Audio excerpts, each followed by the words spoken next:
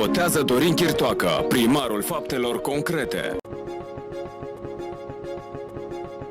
Votează Partidul Liberal în Consiliul Municipal. Mihail Moldovanu.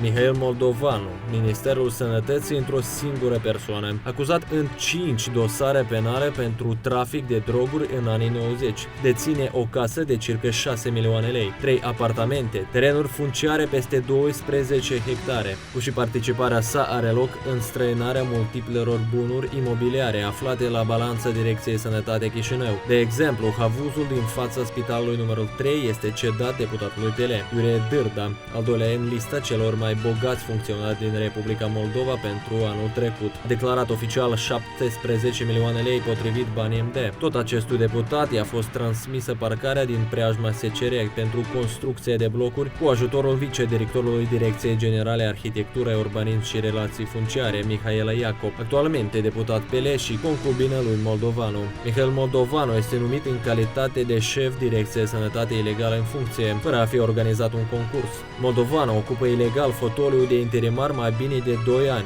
Astfel, toate actele emise de către acesta sunt ilegale. Colectează tribute de la toate instituțiile medicale urmând tehnologiile poliției rutiere. Votează Dorin Chirtoacă, primarul faptelor concrete. Votează Partidul Liberal în Consiliul Municipal.